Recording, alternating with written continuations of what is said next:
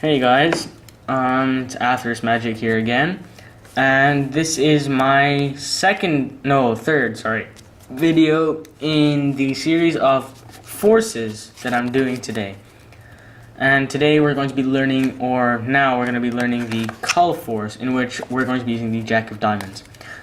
Before we start with all of that, you're probably wondering why in the last few force videos I've got this book and that stuff off to the side, when clearly there's stuff behind. The truth is, my desk is a real mess, and you definitely don't need to see all that stuff behind it. It's just distracting. In case you're wondering what this is the StarCraft 2 Field Manual. It's kind of like a novelty book for people who play StarCraft 2. Great game, go ahead, buy it, play it. But that's not what we're here to talk about. This sounds very serious, doesn't it? Well, anyway, so the Cull force,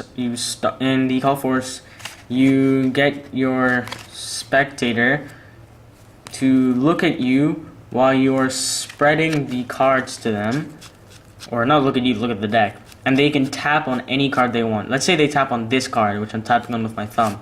Then you can pull that off, square it up, and then show them that they've picked the Jack of Diamonds.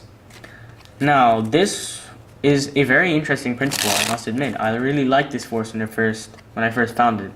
Of course, now I just stick with a riffle force, like the first one I showed you. But what you want to do is you want to get your Jack of Diamonds on the bottom, and when you're about to start spreading, you're going to kind of break it off with your thumb before that, and get it into a cull. And what a cull is basically holding your card in straddle grip, which is like held in between the pinky and your index finger, with these two fingers, ring and middle on one side and the thumb on the other. And you want to get them in the cull underneath the deck, so that when you're spreading, it's out there. They don't see it, but it's there. So then they tap on any card, and of course, when you pull off this, you want to kind of come in with your ring and middle from the other hand and pull it slightly, so you can release the grip on that card. So you were gripping it beforehand with your ring and pinky and index. Now you want to come in with your right hand's fingers, any two fingers, doesn't matter, and pull it off slightly.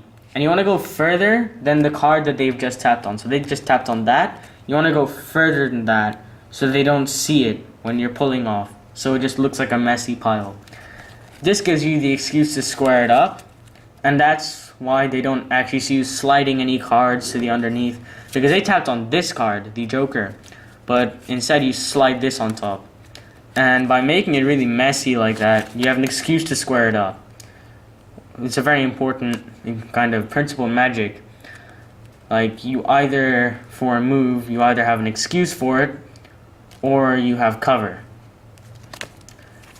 And for this one, you have a very good excuse, and you have cover. So I like it. It's pretty safe. One thing to watch out for is flashing that.